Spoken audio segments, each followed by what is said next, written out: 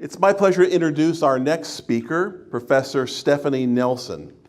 Stephanie has her BA from St. John's College in Annapolis, Maryland, and her MA and PhD from the University of Chicago. She's an associate professor in the Department of Classical Studies at Boston University, and she's currently the director and dean of the core curriculum. Yay, core curriculum.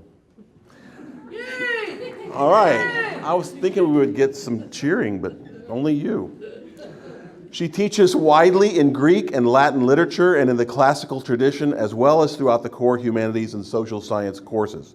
She's the author of God and the Land, The Metaphysics of Farming in Hesiod and Virgil, and of a work on Greek comedy and tragedy entitled Aristophanes' Tragic Muse, Comedy, Tragedy, and the Polis in Classical Athens.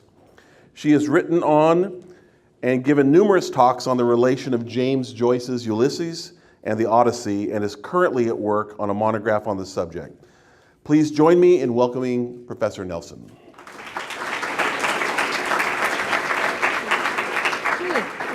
Great.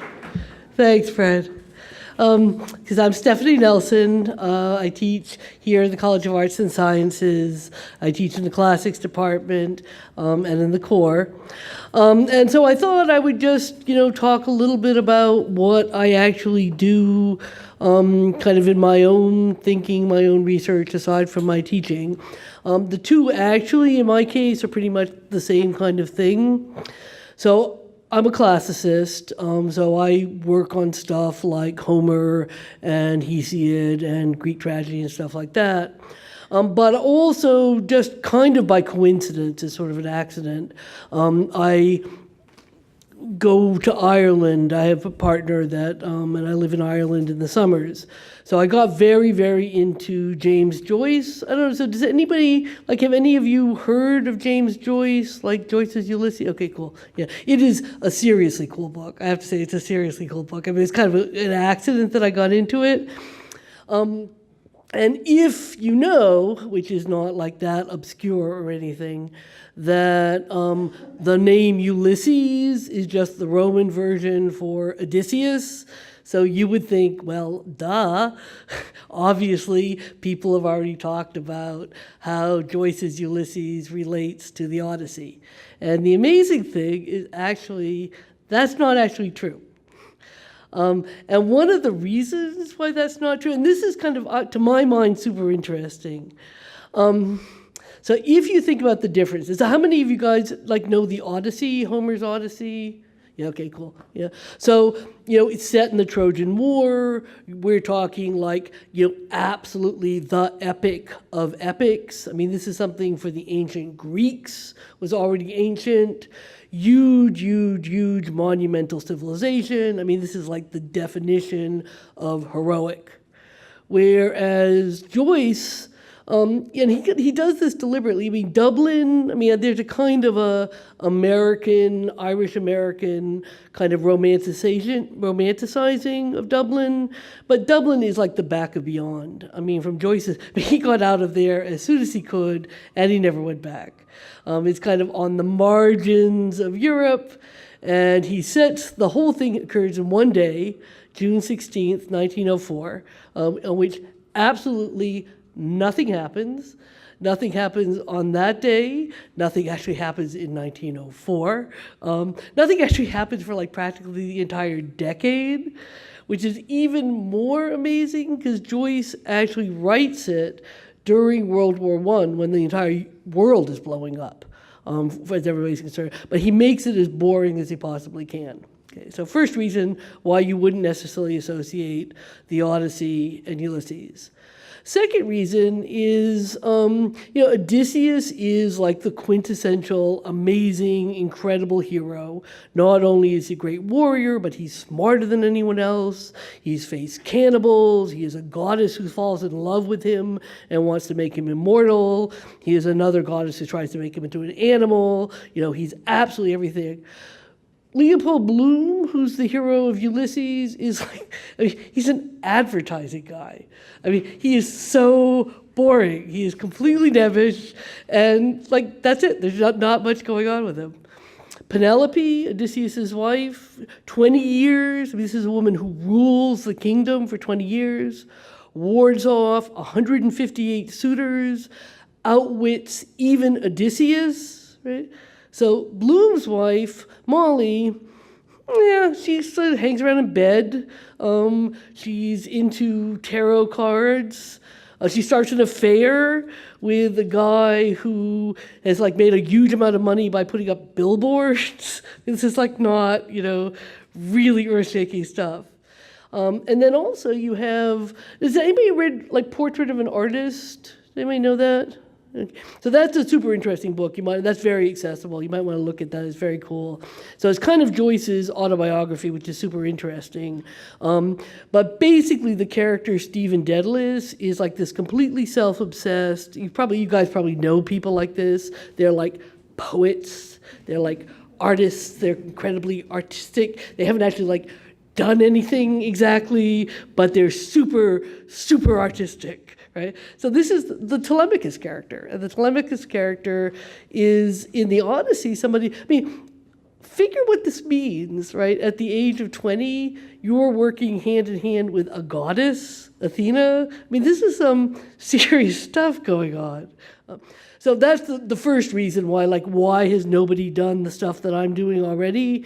Because, the only message, it seems, that you would get is back then was heroic, now is mediocre, modern life is pretty meaningless and stupid. And frankly, I love Joyce. I super, super love Joyce, but I'm not going to read 950 pages to learn that. It just doesn't seem worthwhile. So, and this is absolutely true. So this is how, when you're a professor, how the teaching works with the kind of research. So I was giving a core lecture, and I was giving a core lecture on the Odyssey. And this is actually, it's funny because it's exactly the kind of stuff that Professor Ardouin was just talking about.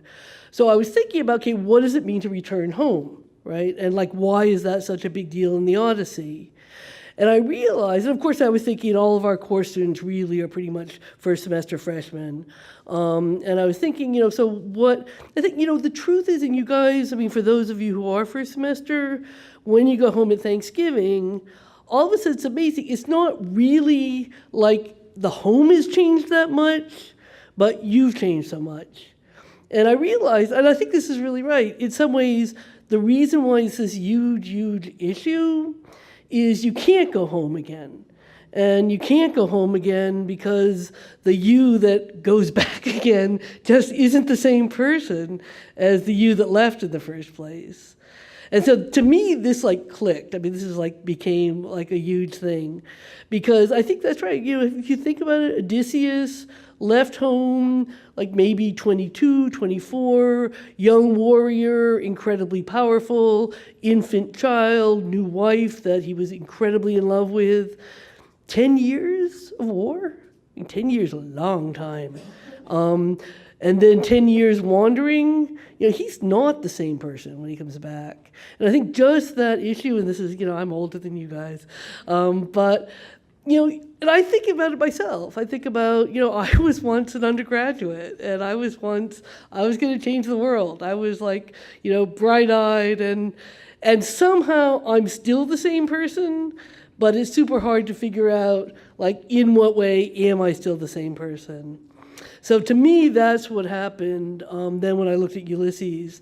Because, I hadn't seen it, and Bloom is nebbish, and I think he's a riot. I think he's wonderful, but he's nebbish and boring and kind of clumsy, and he makes all these mistakes.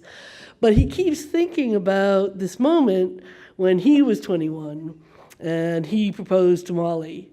And he was so in love, and she was the entire world, and he didn't think that she would ever accept him, and she did.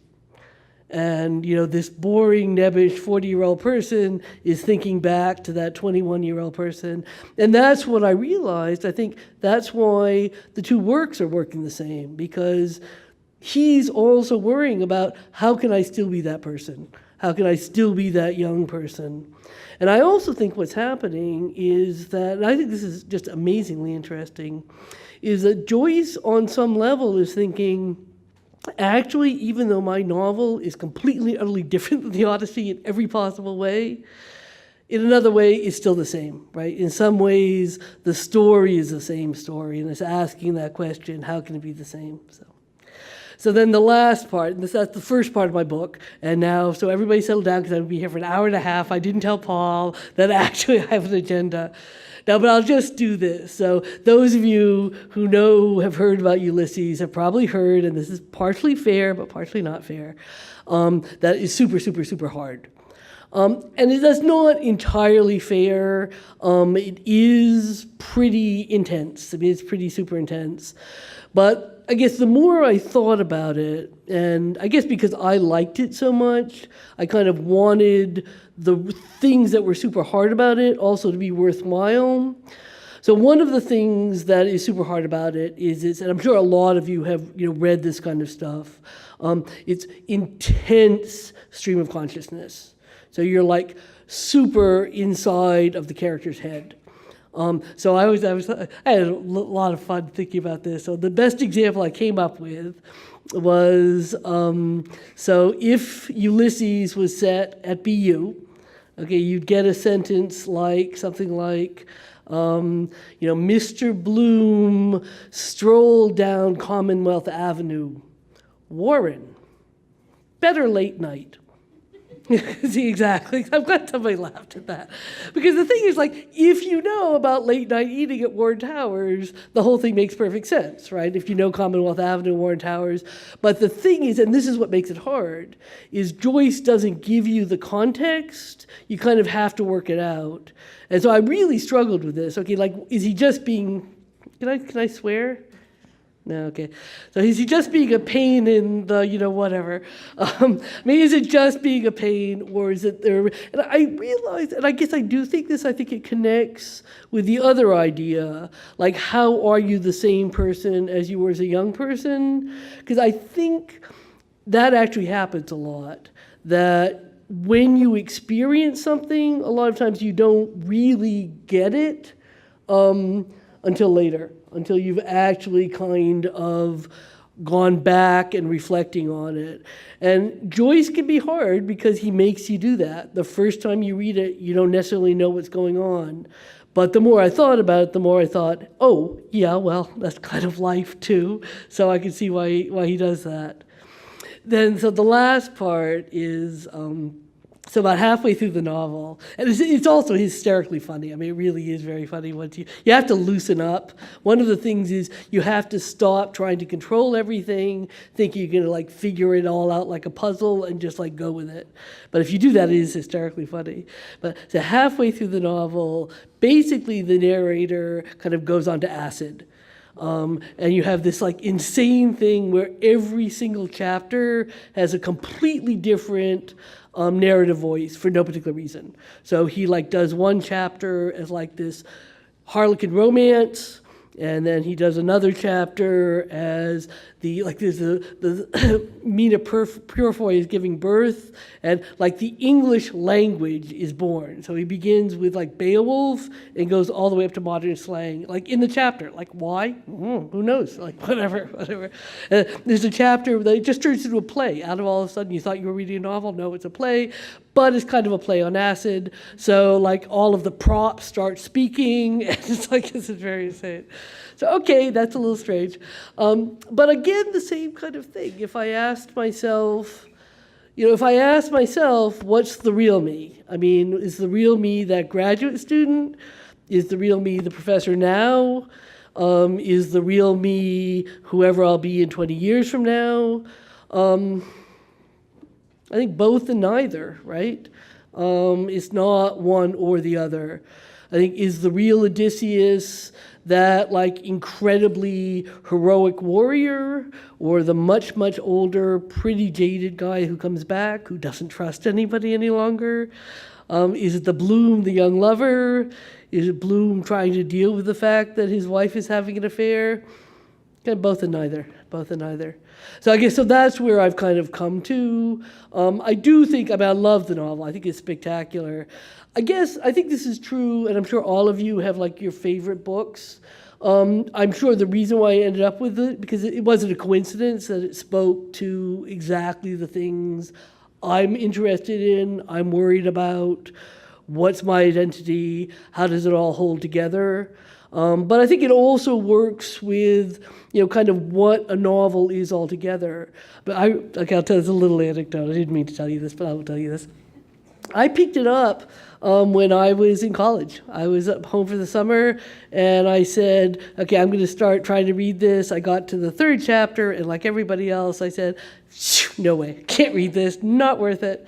And then for some reason, I remember where I was in my parents' living room, and I just picked it up again. And I read it then when I was 18, and I read it again when I was 25, and for some reason, it's always the same, and it's always different. So, as I say, that's what I'm working on. That's what I consider super interesting. And you should all go out and read it. Probably not till summer vacation, though. So, okay. Hey, so thanks a lot. Again, like Professor Ardwell, I'll really be very happy to talk to you at the reception. And if you have any questions, I'll take some questions. See, I answered everything. It was great. I'll repeat the question. Yeah, okay. Go ahead. I'll repeat the question. I guess it's a comment on thank you for providing that the analysis of the characters and the comparison. I feel like as a young person in college, a lot of my focus is to think of me in the future and to work toward me with a career and like want that self that doesn't exist, and to hear an older character look at the younger self that can no longer exist kind of just is a big reminder to always just appreciate the you now, just because you in another time is inescapable of you right now. Yeah. So thank you for that time comparison. Yeah, I'm going to repeat that and add something. It's about sort of that. Again, I think this is true. I don't know whether it's true more so in 21st century America than in other places, but there's definitely you're always looking forward, right? You're always looking forward. I mean, it's not only what am I going to do with my life, it's also where am I going to have lunch, how am I going to class, am I going to get my homework done tonight, what am I going to do? And I think we all know this. It's one of those things I think everybody knows and nobody can do is you want to live in the moment. You want to live in the moment. And the thing I'm going to add to it is, and because I've been why do I do this? I mean, it's perfectly obvious why class matters and economics matters and medicine matters and why does a stupid novel like Joyce's Ulysses matter? But I guess I realized one of those things, and it's funny. I think I got to a certain tipping point where all of a sudden I found I was as much looking back as I was looking forward, and that certainly wasn't true when I was in college. But all of a sudden, that became it became a huge issue of again, who am I, right? What does it mean to live in the moment? And yeah, I think exactly that balancing not only, of course, you have to look forward. You always have to look forward, but also looking back as well is important. Yeah. Good. Yeah. Yeah, I just had a comment. I think that it's interesting that how Odysseus and Stephen Dedalus are kind of compared, because I feel like Odysseus is a very likable character. He's just that popular jock. He's very heroic and very manly. I feel like Stephen Dedalus is not as likable. He's kind of arrogant. He's obsessed with putting random sentences into Latin and fooling his readers. Everyone's why? Exactly. And he's kind of a smartass. He's very different from all his peers, and he knows it and he omits it in some paragraphs. So I think that it was kind of interesting to hear your perspective linking the two, and I think that we should be able to, as college students, accept both types.